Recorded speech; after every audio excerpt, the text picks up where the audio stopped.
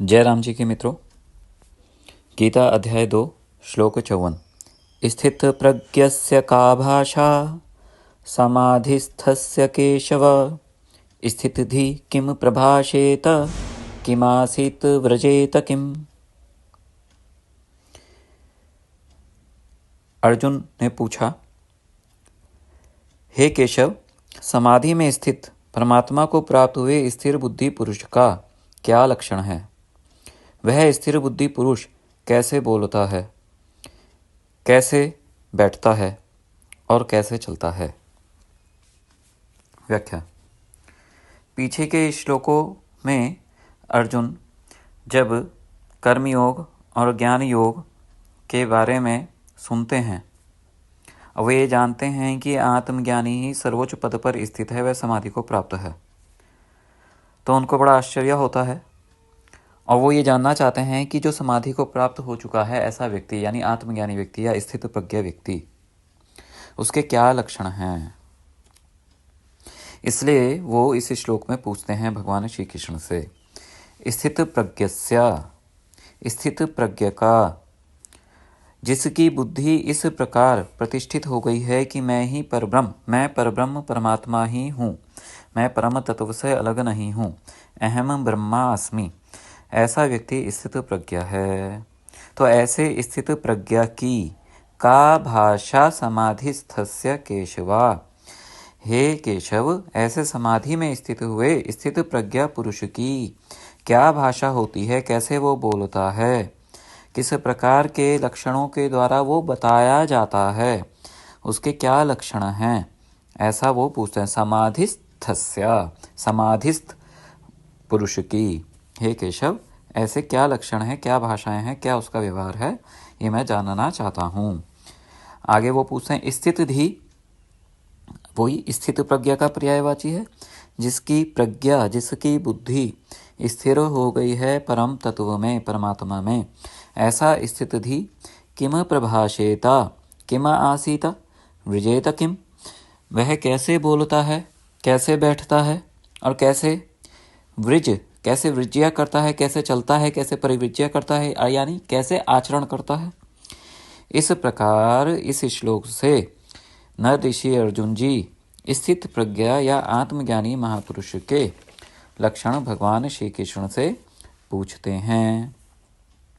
जिन महाबुद्धिमान सूक्ष्मतम दृष्टि वाले लोगों ने कम आयु में ही इस संसार की नश्वरता, परिवर्तनशीलता यानी मिथ्यापन को जानकर इससे पूरी तरह से मुंह मोड़ लिया, ऐसे शुद्ध अंतःकरण वाले लोग ब्रह्मचर्य जीवन से सीधे ही संन्यास लेकर आत्मज्ञानी गुरु के सानिध्य में ब्रह्म विद्या यानी वेदांत उपनिषद का एकाग्रता पूर्वक अध्ययन करके समाधि स्थिति को प्राप्त कर लेते हैं।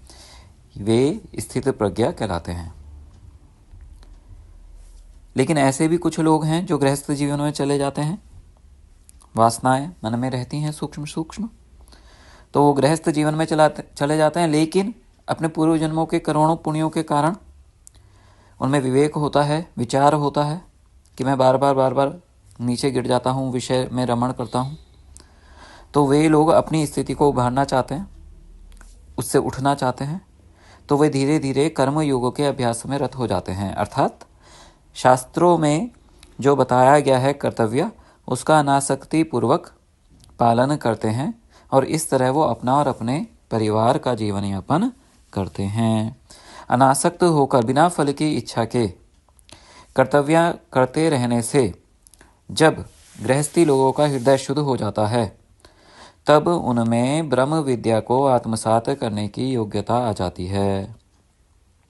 फिर ऐसे वे गृहस्थ लोग गृहस्थी में रहते रहते या उसको छोड़ने के बाद जैसा उनको सूटेबल हो, तो उस हिसाब से उस गृहस्थी में रहते रहते ही वे ब्रह्म विद्या का गुरु सानिध्य में अभ्यास करते हैं या संन्यास लेने के बाद करते हैं गृहस्थी के उपरांत। फिर ऐसा अभ्यास करते हुए वो परमात्मा को पा लेते हैं। कैसा अभ्यास करते हुए? ब्रह्म विद्या वेदांत का अभ्यास करते हुए। तो वे भी स्थित प्रज्ञा हैं। तो स्थित प्रज्ञता यानी समाधि में स्थित मनुष्य, जो ब्रह्मचारी से सीधे समाधि को प्राप्त कर रहा है संन्यास लेकर के, और एक गृहस्थ जीवन में रहते हुए प्राप्त कर रहा है। जैसे रघुवंशियों का इतिहास है, महाकवि कालिदास जी ने एक ग्रंथ ही लिखा है रघुवंशियों के इतिहास में, उसमें 29 राजाओं का वर्णन है, सारे के सारे आत्मज्ञानी हैं। तो वो गृहस्थी रहते हुए ही आत्मज्ञानी हो गए।